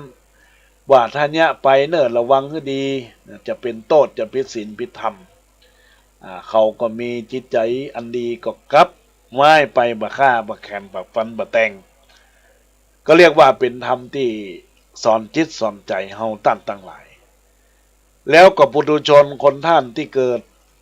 ชะตาปีเกิดปีใจปีชวดเตมิยะนี้ญาติโยมตั้งหลายนะก็จุธาตุเกิดนั้นก็ได้ไปไหว้สายังพระธาตุเจ้าประจำราศีปีเกิดของท่านเพราะว่าราศีปีเกิดของท่านนั้นเป็นพระธาตุอันจักได้เป็นที่ระลึกกึดถึงยังตนตัวของท่านให้มีความสุขมีความสบายอกมีความสบายใจในกาละที่สิ่งสำคัญคือการเมตตาภาวนายังบุญญาเขตของตนตัวกระทำบำเพ็ญเพียรด้วยกสิกรรมให้มั่นคงเมื่อปุถุชนคนเราท่านทั้งหลายเกิดมาจัดนี้ก็ขอให้ได้ปกปักรักษาได้กล่าวถึงว่าเตปบุตรเทวดารักษายังเศรษฐชัดหากมาได้บุญกุศลของท่านแล้วก็ทำจตาพวกนี้ก็เป็นการสืบภูราจตาเสริมปรมีต่ออายุให้ท่านได้มั่นคงรุ่งเรืองในพระพุทธศาสนาคิดอันใดทำอันใดก็จะส่งความมุ่งมั่นปรารถนาไปด้วยความดีความงามดังนั้นในโอกาสที่แม่ยุพินมหานามบ้านสันไซมูลพร้อมด้วยคุณนัทธนันเลอแมอันเป็นเจ้าภาพเขาเจ้าศรัทธาได้ปุจจาธรรมผูกนี้จะตุปัจจัย500 บาทก็ขออนุโมทนาขอบคุณอย่างบุญญาเจตนาที่เกิดจากจิตจากใจของท่านต่อไปก็ขอให้โยมแม่ยุพินอยู่บ้านในฮับปอนเนอร์อาตมาภาพก็จะได้ปั่นปอนให้กับบรรดาคณะสัทธาญาติโยมอุบาสกอุบาสิกาท่านทั้งหลายได้ตั้งอกตั้งใจฮับปอนเป็นภาษาบาลีอุทิศบุญกุศลฝากไปถึงพ่อเกิดไม่เกิดเจ้ากรรมในเวรเทบุตรเทวดาเป็นวันคล้ายวันเกิดของแม่ยุพินมหานามและโยมนัทธนันเลอแมในวันที่3 ธันวาแม่ยุพินมหานามนัทธนันเลอแมวันที่11 ธันวาเนอะก็เอาปอนเพื่อมีโจกมีใจมีโจกมีลาภยะถาวาลิวหาปุราปริปุเรนติสาคลังเอวะเมวะอิโตทินนังเปตานังอุปกัปปติอิจิตังปฏิตังตุมหังคิปะเมวะสมิจันตุสเพ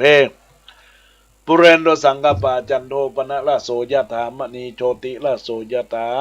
เอวังหนตุเดและอาจจะในวันนี้ก็หาเป็นวันดีสลีสุขมังคละอันผาเสริฐล้ำเลิศยิ่งเก่าวันและยามทั้งหลายบัดนี้หมายมีตนตัวของแม่ยุพินมหานามและนางคุณนัทธนันเลอแมพร้อมครอบครัวก็ได้สลงคงควายจตุปัจจัยปุจจาพระธรรมเจตนาชื่อว่าทำเตมิยะปีชวดปีใจชะตาปีเกิดของท่านได้บุญกุศลอุทิศส่วนบุญส่วนกุศลมวลพวกนี้ฝากไปถึงพ่อเกิดแม่เกิดเจ้ากรรมในเวรเทบุตรเทวดาขอให้แม่ยุพินมหานามและคุณนัทธนันเลอแม่จงมีความสุขและความเจริญปรารถนาสิ่งยิ่งสิ่งใดก็ขอส่งความมุ่งมั่นปรารถนาทุกประการนั้นจงจักมีตั้งแต่หลีบุญยะหลายสีอันเกิดหักจิตใจยังของท่าน ทุกกันทุกคนในโอกาสนี้ก็ขอให้เป็นบุญเป็นกุศลอุทิศฝากไปถึงพ่อเกิดแม่เกิดเจ้ากรรมในายเวรเทพบุตรเทวดาเจ้าติเจ้าตังเจ้าดินเจ้าแดนเจ้าหอเจ้าเงือมเจ้าบ้านเจ้าจองในโอกาสนี้ก็ขอให้เป็นบุญกุศลกับตัวกันท่านก็ขอบุญกุศลนี้ได้เกิดจากจิตจากใจสร้างบุญสร้างกุศลคือท่านทั้งหลายได้เป็นบุญกุศลในโอกาสทำบุญกุศลได้กาละในคราวครั้งนี้คือกาละที่เกิดจากจิตจากใจคือได้ใสเหมือนไฟใสเหมือนน้ำคือได้กระทำบำเพ็ญบุญกุศลในกาละคราวครั้งนี้ก็ขอเป็นบุญกุศลกับแม่ยุพินมหานามและตลอดถึงคุณนัทนันเลอแมก็ขอให้ได้อยู่เย็นเป็นสุขอายุมั่นขวัญยืนปราศจากทุกโศกโรคภัยไข้เจ็บอย่าได้มีสิ่งใดมากำมากายนั้นจุงจะมีเรื่องแต่หลีใจยตุภวังใจยมังคลังใจยวินาศสันตุจะเตสสาใจยสิทธิทานังลาปังสุติปักยังสุขังพลังสิริอายุจะวันโนจะโภคังวุธิจยาสวาสตวัสสาจะอายุจะสีวสิทธิพระวันตุเตสัพพโลกวินีโมโตสัพพสันตาภวสิโตสัพพเวละมณีกันโตนิพุตโตจตุวังภวสปีติโย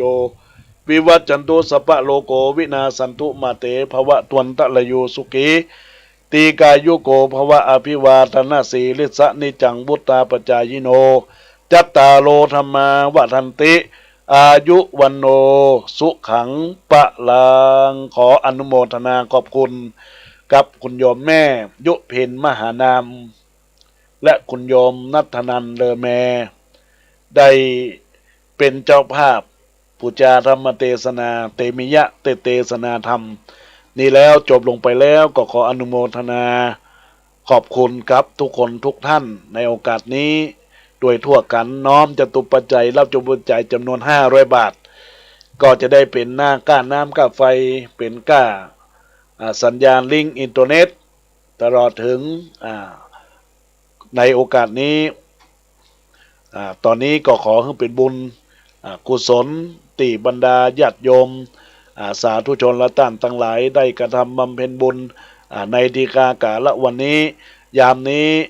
นั่นจุงจะมีอายุวันโนสุขังพระลังญาติโยมอุบาสกอุบาสิกาท่านทั้งหลายในโอกาสนี้ก็ขออนุโมทนาขอบคุณกันทางเจ้าภาพและบรรดาญาติโยมผู้ฟัง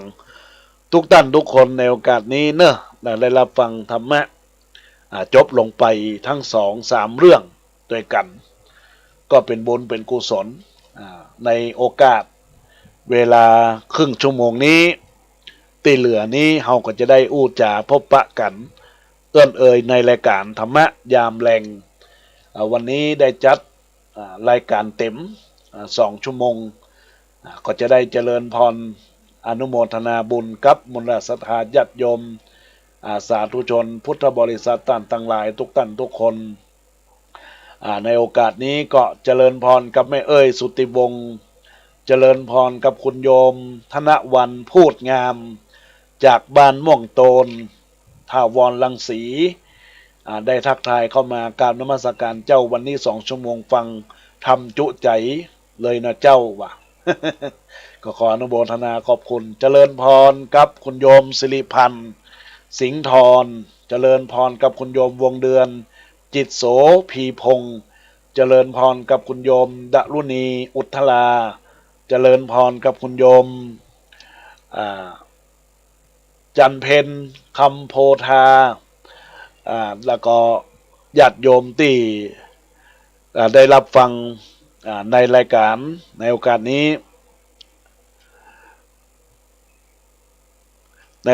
ี้ก็ทุกท่านทุกคนโยมชีวิตนี้เพื่อลูกชีวิตนี้เพื่อเธอคุณโยมจินดามาศจันอำพลก็ต้องขอเจริญพรคุณโยมแม่มารีนภิกุลจากตลาดกระก้อมเมืองเชียงใหม่เจริญพรกับคุณโยมพินชลิยานิติประสาทเจริญพรกับคุณโยมอัมภัยวีรสะเจริญพรกับคุณโยมชื่อนุ้ยแม่น้องบีม เจริญพรกับอุบาสกอุบาสิกาก็ขอให้บรรดาญาติโยมสาธุชนท่านทั้งหลายได้รับฟังรายการแล้วก็เป็นบุญเป็นกุศลกับมูลศรัทธาญาติโยมสาธุชนเราท่านทั้งหลายเนอะตอนนี้ญาติโยม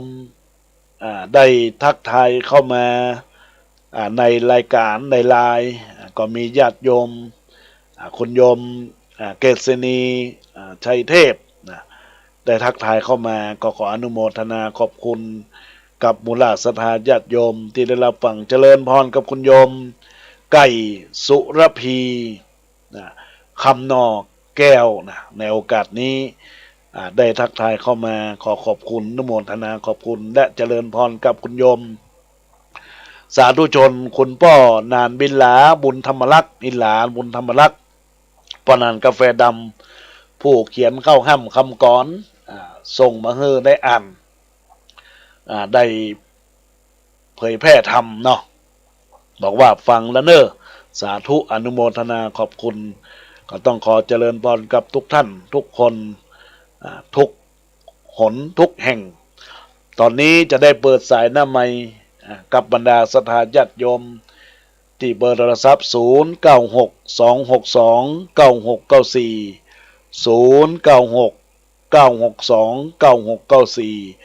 ในโอกาสวันนี้ญาติโยมทั้งหลายรับฟังอยู่ต่างใดเพราะว่าจะเป็นอยู่ทางอำเภอฝางอำเภอแม่แจ่มอำเภอสันปะตองจอมตองอำเภอเวียงหนองล่องจังหวัดปูนป่าซางจังหวัดเชียงใหม่ทุกที่ทุกตังที่รับฟังอาตมาภาพในส่วนของธรรมะยามแรงทุกครั้งที่รับฟังวันนี้จัด2 ชั่วโมงตอนนี้ก็มีเวลาเอื้อนเอ่ยอุจาทักทายเข้ามาในรายการได้เนอะญาติโยมทั้งหลายอุจาทักทายเข้ามาในส่วนของการสร้างกุศลสร้างบุญบารมีญาติโยมทั้งหลายคนเราท่านทั้งหลายก็ต้องสร้างกุศลคุณงามความดีทำใจให้สว่างดั่งจันเพ็ญชีวิตที่เป็นให้เด่นใสอยู่ในโลกนี้ให้ทำใจสุขสดชื่นใสใจมีความสุขตอนนี้มีแม่บัวคำเวียงหนองล่องเจริญพรกับแม่บัวคำเวียงหนองล่องแม่จ่าเจ้าเจริญพรฟังอยู่นอชัดเจนนะแม่นอเจ้าชัดเจนดีชัดเจนดีอนุโมทนาขอบคุณเนอะว่างไว้ตัวกาดีละอนุโมทนาบุญด้วยกันนอสาธุเจริญสาธุนมัสการหลวงพ่อไปกำลังฟังอยู่เนี่ยปวดท้องเจ็บท้องเป็นยังไงก็ไม่รู้ดีละอนุโมทนาขอบไม่ดีแล้วกูจะเป็นอายุเยอะแล้ว75ไป75แล้วเนาะมีคนรับยังไง75ยังผมกำลัง43ผมกำลัง43ไม่ใช่ที่ว่า70กับปีคนเนี่ยมันรอบ5070แล้วมัน75แล้ว74เนี่ยย่างหรือเปล่า75ย่างพ่อยังไม่เข้าใช่ไหมยังไม่เข้า74แล้วเนาะจ้า74อยู่จ้าแต่ว่าเข้าปีใหม่นะมั้ยจ้าเข้าปีใหม่แค่ปีใหม่ค่ะ75เข้าปีใหม่แล้วจ้าอนุโมทนากับหลวงพ่อนะเจริญพรแม่นิพาบ้านแม่ยอยพระเจ้ารับฟังอยู่นอวันนี้มีจุใจเลย2 ชั่วโมงพอดีว่าสัปดาห์หน้าบ่ได้อยู่กับรวดเลยขอเวลาเปิ้นจ้ามันนี่จะได้ไปกรุงเทพได้กระดับอาจจะไปอยุธยาวันที่3จะเดินทางแล้วจ้าอนุโมทนาขอบคุณแม่นิพพานให้มีต่ออย่าได้ท้อในความดีให้มีหลายสวรรค์มีตาไม่ห่างไกล ไม่นานไซได้พบประสบกันให้ทำดีกันทุกวันวี่จะสุขีสวัสดีมีเป็นผลทำความดีดังเงาติดตามตนให้ทุกคนทำความดีทุกที่นี้ก็ขอฝากบทกลอนในโอกาสนี้เป็นบุญเป็นกุศลสร้างกุศลคุณงามความดีเนื่อญาติโยมท่านทั้งหลายคนเราเกิดมามีกรรมคอยตามติดทุกชีวิตมีกรรมตามสนองมีโลภโกรธหลงเป็นกันลองให้ไตร่ตรองประพฤติพฤติกรรมค่อยทำไปทำดีจะเกิดดีย่อมมีสุขทำชั่วความทุกข์ลุกเข้าหาทำดีๆก็เกิดเป็นบุญญาบุญนำพาประเสริฐสุขพ้นทุกข์เนอะญาติโยมทั้งหลายตอนนี้ก็เป็นช่วงของท้ายรายการของอาตมาภาพนะญาติโยมทั้งหลายก็อุจาทักทายเข้ามาเนอะในรายการธรรมะยำแรงในชั่วโมงที่2ที่อาตมาภาพกำลังจัดรายการอยู่ในขณะนี้ก็ขอบอกกล่าวบอกบุญกับบรรดาศรัทธาญาติโยมเนอะกดไลค์ก็เป็นบุญกดแชร์ก็เป็นการสร้างเสริมบารมีต่อบุญให้กับผู้ที่มาได้ฟังก็จะได้รับฟังแล้วโทรศัพท์เข้ามาก็จะเป็นขวัญกำลังใจในการจัดรายการธรรมะของบรรดาศรัทธาญาติโยมสืบต่อไปที่รายการธรรมะทุกวันนี้ก็อยู่ได้ก็ด้วยศรัทธาญาติโยมได้มันพิจารณาถึงพระเจ้าประสงค์ได้แสดงธรรมอันใดดีอันใดงามก็มันไปพินิจพิจารณาเนอะญาติโยมทั้งหลายก็โทรศัพท์เข้ามาอู้จ๋าเข้ามาในรายการที่เบอร์โทรศัพท์0962629694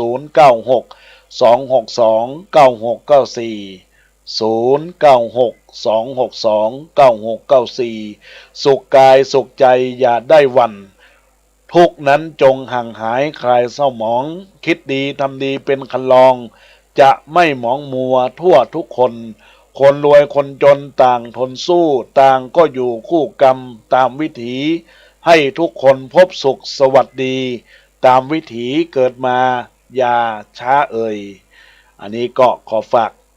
คำกรเข้าห้ำให้บรรดาญาติโยมสาธุชนท่านทั้งหลายตอนนี้จะได้เจริญพรกับคุณโยมแม่จันศรีจากเวียงฝางเจริญพรแม่จันศรีอำเภอฝางเจ้าโยมฟังหนูนะเจ้าโยมแม่อยู่ทางใดฝางเนาะเจ้าอยู่แจ้งหัวลินเวียงฝางเจ้าแต่ว่าไปเมืองฝางแต่ว่านี้แต่ว่าไปเมืองฝางบ่ได้วัดไหนเจ้ามาวัดพระบาทอุดมมาวัดหนองบัวไปไม่อายไปนิมนต์จะมีงานนะกะเจ้าไว้โอกาสหน้าเนาะแม่เนาะจะได้ไปแวะหาเนอะอนุโมทนาขอบคุณนะแม่เนอะสาธุเจ้าเจริญพรเจ้าแกพระศาสเจ้าธรรมปูแม่สุแก้วศิรธรแม่สุแก้วบ้านห้องละปูนเนอะจ้ารับฟังอยู่เนาะวันนี้จุใจเลยเจ้าจุใจเลยกะ2 ชั่วโมงนุตั้ง2 ชั่วโมงจุตั้งฟังเนาะอันพอดี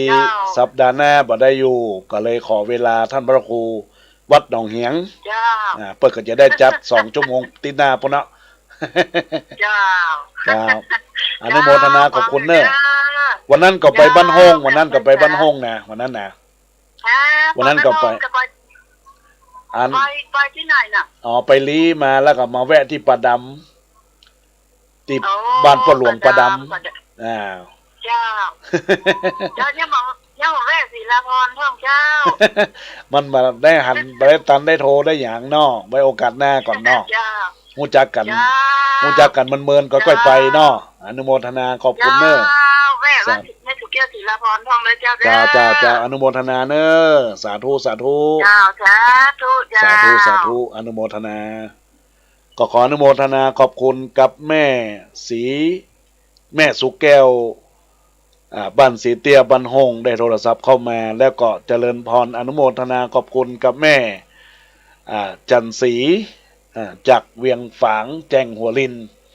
เวียงฝางเนาะได้ทักทายเข้ามาอูจ๋าเข้ามาในรายการธรรมะตอนนี้ก็ยังมีโอกาสเวลาเนอะญาติโยมทั้งหลายท่านใดที่ ใครอยากจะโทรศัพท์เข้ามาอุจาทักทายเข้ามาก็มีสายเข้ามาเป็นเบอร์โทรศัพท์เนอะที่ได้ทักทายเข้ามา0871868099ก็ทักทายเข้ามาได้เนอะเจริญพรป้อบุญตันเจดีย์สามยอด ครับไปสาธารณู ฟังอยู่นอกวันนี้ ฟังอยู่นั่นเนอะ อนุโมทนาขอบคุณ เดินไปด้านเจ้าชู้เต็งเอา เต็งเอากะกดยากเนาะ หายเป็นหนักแล้วเนาะ มันรัวมันนี่กันจ้ะ กันมาได้แบ่งปะกันได้ท่านนะ ตามได้ปลากันเลยเดี๋ยวค่อยๆว่ากันเนาะ มาได้หมูเนอะ มาได้หมูน่ะ กันนะท่านเนอะ แต่ก็คงจะไปเนี่ยกับไปเตะที่พระธาตุสีสองเมืองวันเนี้ยวันที่9 ธันวาป้อเนอะพระธาตุ สีสองเมืองที่อันเปิ้นไปสร้างกันฮั่นน่ะกะ อ๋อ จะได้ไปเตะที่ฮั่นมาได้ไปกะ เก้าคน วันที่ 9 9 ธันวาเปิ้นจะเริ่มเต้นกันเต็มเลยวันที่วันที่6 7 8 9เนี่ย10เนี่ย12เนี่ย ครับ เข้ากรรมกันกะ หลวงพ่อวันนะพ่อมันแบบช่างว่าได้เอาไปคนเดียวไม่ได้ วันนั้นก็ไปประสางอยู่วันนั้นก็ไปประสางอยู่แหมคำจะวันนั้นก็ไปประสางไปแวะตึกน้ำดิบวัดไฮดงแต่น่ะไปฮู้จักตุเจ้ากัน จะไปงานหนึ่งใช่ไหม ปัจจัยไปงานไปพอดีมีงานไปนิมนต์ตุเจ้านะกะที่จะมีงานหลวงพ่อปีหน้าเนี่ย ครับ นะ ท่านครับไปหาท่านโอ้โห อันกะ ไว้โอกาสหน้ามีมาเดี๋ยวจะได้เอิ้นไปเนอะปอเนอะ ครับ อนุโมทนา ถ้ามาใกล้ๆที่นี้นะ ได้เนาะ ครับครับ สาธุเนอะอนุโมทนาขอบคุณเนอะไว้ ครับ เจริญพรสาธุไปช้า จ้าเจริญพร ไม่ช้าเจ้า คุณโยมแม่ชื่อหยัง แม่บัวคำเล็กฟันเจ้า แม่บัวคำเนาะเล็กฟันเนาะ ป้าแม่งอนที่เล็กฝางเจ้า แม่งอนขี้เล็กฝางกะ เจ้า เราฟังรายการธรรมะเนาะ เจ้าฟังตลอดเจ้า ฟังตลอดเนาะกู้ตนทุกองค์เนาะจ้าวันนี้ก็มีโอกาสได้โทรเข้ามาจ้ะ อนุโมทนาขอบคุณนะแม่เนอะ เจ้า แต่ว่า ฟังตลอดเจ้า ฟังตลอดเนาะแต่ว่าก็ไปฝาง แต่บ่ได้เข้าแม่งอน รถประกันน่ะ กะ รถเบอร์ประกันน่ะ จดเบอร์ประกันกะ 096เนาะ 0 เนาะ 096 262 2629694แม่ 9694อ่ะ จ้าเนาะอย่าได้ก็โทรศัพท์เข้ามาเนอะมีหยังก็โทรเข้ามาเนอะแม่เนอะ มาได้กับประกันนะ อันมาตันกะ จ้า ไว้โอกาสหน้าได้อู้กันเนาะ จ้า อนุโมทนาสาธุเนอะจ้าสาธุ จ้าวันสาเจ้า จ้าเจริญพรขออนุโมทนาขอบคุณกับคุณแม่ที่จากอำเภอฝางบ้านแม่งอนฝางในโอกาสที่ได้โทรศัพท์เข้ามาอุจจาทักทายในรายการธรรมะในโอกาสนี้ขออนุโมทนาขอบคุณกับคุณโยมแม่นวลนิดชาวชาติจากเมืองเชียงใหม่วัดป่าเป้าในโอกาสนี้ได้ทักทายเข้ามาเนอะก็ขออนุโมทนาขอบคุณในไลน์ของท่านทักทายเข้ามาตอนนี้ก็ยังมีโอกาสเวลาเนื้อญาติโยมท่านทั้งหลายท่านใดที่ว่างจากการจัดงานช่วงแรงหยิบโทรศัพท์มาอู้มาจาพบปะกันขวัญกำลังใจซึ่งกันและกันที่เบอร์โทรศัพท์096 262 9694 096 262 9694สารธรรมนำมาไขจ๋าพุทธวจนังกรรมสั่งสอนองค์พระชินวรสัมมาสัมพุทธเจ้าถูกหรือผิดคิดเอาเนื้อเจ้าเพื่อจักเป็นล่มเงาเปิ่งปะสารธรรมะหลายพุทธวจนะสดใสเปล่งแจ้งแสงธรรมแสงทองส่องฟ้าโลกล่าประจำท่าไล่แสงธรรมหาความอยากได้หาความอยากได้ มันปฏิบัติมันคัดมันสีอย่าฮื้อชีวีหมองไม่มืดมัวไปมากนักล้างช่วยฮื้อใสในนอกหน้าฮักหมดใสสว่างแจ้งทุกยามทุกดังจันทรแน่นอนงามคำด้วยแสงแห่งธรรมพระพุทธเจ้าด้วยแสงแห่งธรรมพระพุทธเจ้าสาธุสาธุกันเนอญาติโยมอุบาสกอุบาสิกาทายกทายิกาศรัทธานบุญตั้งหลายวันนี้ญาติโยมได้รับฟังพระธรรมเทศนาเป็นธรรมวัดพื้นเมืองล้านนา3 เรื่อง3 ราว3 รสไปกันแต่เป็นธรรมเรียกว่าเป็นธรรมจัตตาปีเกิดวันเกิดแล้วก็เป็นธรรมที่ได้กล่าวถึงเรื่องราวแห่งพระพุทธเจ้าในการเกิดพระชาติแต่ละชาติของท่านชาตินี้ก็เป็นชวดก็เป็นชาติของเตมิยะเตมิยะใบเนาะจูสดับเงี่ยงฟังตั้งหูประสาทฟังหูมดแต่บ่ปากบ่จาส่วนธรรมมโหสถนั่นก็เป็นธรรมที่เรียกว่าได้สั่งสอนให้คนเฮาต้านทั้งหลายพินิจพิจารณาถึงความดีความงามของทุกท่านทุกคนเป็นพระชาติของพระพุทธเจ้านะดังนั้นญาติโยมและท่านทั้งหลายทุกท่านทุกคนได้น้อมสดับตับฟังในโอกาสนี้แล้วก็เป็นบุญเป็นกุศลกับบรรดาญาติโยมทุกคนทุกท่านตอนนี้ก็มีในกล่องข้อความได้ทักทายเข้ามาก็มีคุณโยมแม่ศรีลิพันธ์สิงห์ธรจากตะละกะก้อมเมืองเชียงใหม่ได้ทักทายเข้ามาในกล่องข้อความไร้สดในโอกาสนี้ก็ขออนุโมทนาขอบคุณกับการรับฟังตอนนี้ญาติโยมอยู่สายต่างใดจะทักทายเข้ามาก็โทรศัพท์เข้ามาได้เนอตอนนี้มีสายเข้ามาที่เบอร์โทรศัพท์เจริญพรเจ้าเจริญพรคุณแม่คุณแม่บ้านพลานอ๋อแม่ยังก็แม่จันสีเนาะบ้านนันทรามนันทรามถ้ามึงสามมาพักวัดนันทรามก็ได้หรอทางพระครูคุณมีอาคารติดกะอันกะคุณจะค่ะพระครูใหม่ว่ะบ่ฮู้จักกันตะใดบ่ฮู้จักเลยบ่ได้มาน้ำสีเนี่ยที่จะไปทางโป่งเนี่ยอันกะทางแยกค่ะพอดีอาคารติดกะเองอันกะพอดีแต่ว่าไปนิมนต์ตุเจ้าบ่ได้ไปปิกไปที่วัดพระบาทอุดมไปที่วัดหนองบัวแล้วก็ไปวัดแม่ขิแล้วก็วัดสันต้นเปาตีแม่ธรณีนะแวะก็มันก็หลายว่าแต่ฝากเพิ่นนิมนต์ไว้เนาะแล้วก็ไปแม่อายไปที่เจ้าคุณหลวงพ่อเจ้าคุณรองจังหวัดเนี่ยกะจะวันนันทรามของนิมนต์ท่านพระครูได้กะเจ้าไปละไปพุ่งพระธาตุน้อยพระธาตุน้อยกะเอา2 เมืองนั่นนะอ๋อจ้ะไปแจกกันเนาะได้ปะกันนอกแม่นอจ้าอนุโมทนาขอบคุณนะแม่เนอจ้าสาธุสาธุ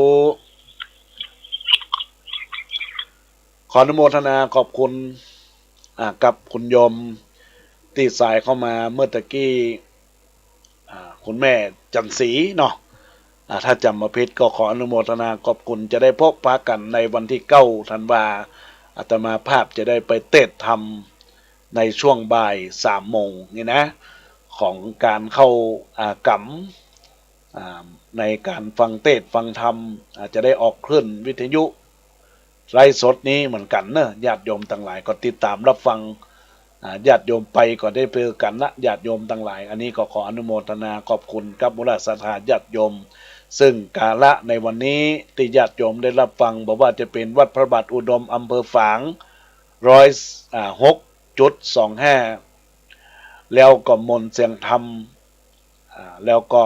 แม่แจ่ม98.75ห้วยตองซักอำเภอจอมทอง88.25วัดศรีปันเงินอำเภอสันปะตองทุกท่านทุกคนที่ได้รับฟังนี้ก็ขออนุโมทนาขอบคุณนะญาติโยมและท่านทั้งหลายตอนนี้ก็มีสายเข้ามาเจริญพรคุณแม่เจ จันทร์ เจ้า จ้าเจริญพร วังการไม่สาวไม่อายเจ้า จ้าสาธุสาธุอนุโมทนารับฟังเนาะ ฟังอยู่นะเจ้า จ้า เป็นกำลังใจนะเจ้า จ้าอนุโมทนา มาการเจ้า จ้าเจริญพรเจริญพร เจ้า สาธุสาธุขออนุโมทนาขอบคุณกับแม่จันสมหลังกาดแม่ซ่านอำเภอแม่อายเนาะจังหวัดเชียงใหม่ได้ทักทายเข้ามาอุจาเข้ามาในรายการธรรมะอนุโมทนาขอบคุณเนอะตอนนี้ก็คงเหลือเวลาประมาณ4 นาทีเนอะญาติโยมตั้งหลายก็ยังมีโอกาสได้ทักทายเข้ามาสายรายการธรรมะได้เฮือขวัญกำลังใจอย่างอาตมาภาพที่จัดรายการธรรมะในโอกาสนี้เพื่อเป็นบุญเป็นกุศลสร้างป้าและมีธรรมสร้างป้าและมีบุญที่เกิดจากจิตจากใจของมุลศรัทธาญาติโยมสาธุชนเราตั้งตั้งหลายถ้าไล่แสงธรรมหาความยากใดนะก็คือต้องมันปฏิบัติมันขัดเกลาตนตัวให้มีความสุขให้มีความเจริญก้าวหน้ารุ่งเรืองดังนั้นก็ต้องขอฝากกับบรรดาศรัทธาญาติโยมฟังธรรมะแล้วจากได้ไขวาทีสิ่งใดก็เป็นบุญเป็นกุศลญาติโยมอยู่ตังไกลตังอำเภอฝางก็โทรศัพท์เข้ามาอุจาตังปะซางละปูนตัง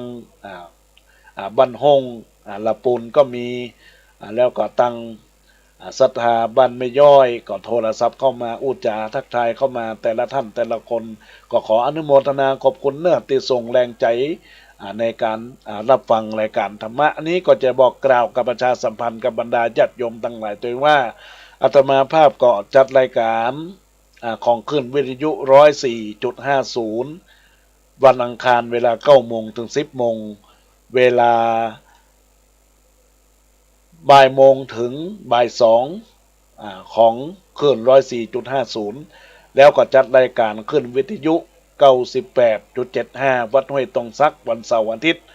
เวลา 4 โมงถึง 5 โมงแล้วก็ขึ้น 96.0 นี้ก็จะเริ่มทักทายกับบรรดาศรัทธาญาติโยมในวันพฤหัสและวันศุกร์ทุกท่านทุกคนเนอะเวลาเที่ยงวันถึงบ่ายโมงอันนี้ก็ขอบอกกล่าวกับบรรดาศรัทธาญาติโยมเจริญพรคุณโยมเจ้หนูเจริญพรฟังอยู่นอกฟังอยู่ถึงมาอนุโมทนาขาคนนักนอกอันไหนหม้ออันกะเพิ่นก็โทรมาให้กำลังใจได้แล้วเนาะจ้าอันกะอันไหนหม้ออันไหนหม้ออันไหนกะดีละเนาะส่งกำลังใจด้วยกันเนาะจ้าอนุโมทนาขอบคุณเนอะจ้าเจริญพรจ้า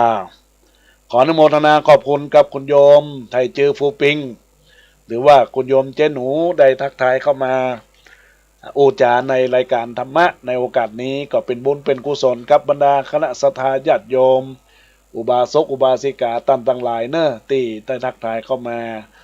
ในรายการธรรมะในโอกาสนี้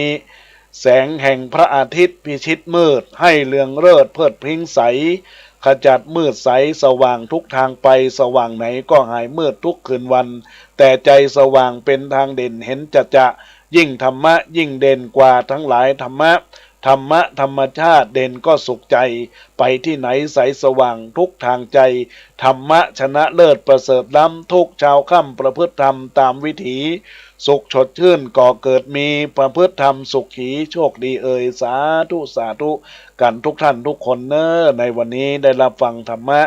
อันเป็นธรรมโอสถอันเป็นธรรมจิตใจจากพระโอษฐ์ของพระพุทธเจ้านำมาเผยแพร่หลักธรรมคำสอนก็ขออนุโมทนาขอบคุณตอนนี้ก็เป็นเป็นช่วงท้ายรายการที่กล่าวว่าขอลาก่อนเตอะผู้ใจบุญตั้งหลายจีมโนในลาไปเนื้อเจ้าเวลาหมดไปจำลาแล้วเจ้าม้วนหมู่สัตว์เฮาพี่น้องโอกาสหน้าพบปะกันแถมเดินออกเดินแฮมพี่น้องประการร่วมห้องกองบุญฟังสารธรรมบุญก้ำนำโน้นปารมีเพิ่มพูนทุกคนเนื้อเจ้าทุกคนเนื้อเจ้าอยู่ดีมีตังร่ำรวยเนื้อเจ้าคือได้บรรเทาเดือดร้อนรวยเฮงเต็งหนึ่งพี่น้อง เงินคำไหลค่อนครอบครัวโจกลาบลุมเราฮื้อได้เป็นเจ้าสัวจิตใจคุณมัวฮื้อใสสว่างแจ้งฮื้อใสสว่างแจ้งรวยรวยรวยเฮงเฮงเฮงจัตตาโลธรรมาวะทันติอายุวันโนสุขังพลังพวกนี้รวยรวยกันทุกคนถูกหวยรวยแชร์เนอร์ขอเจริญพร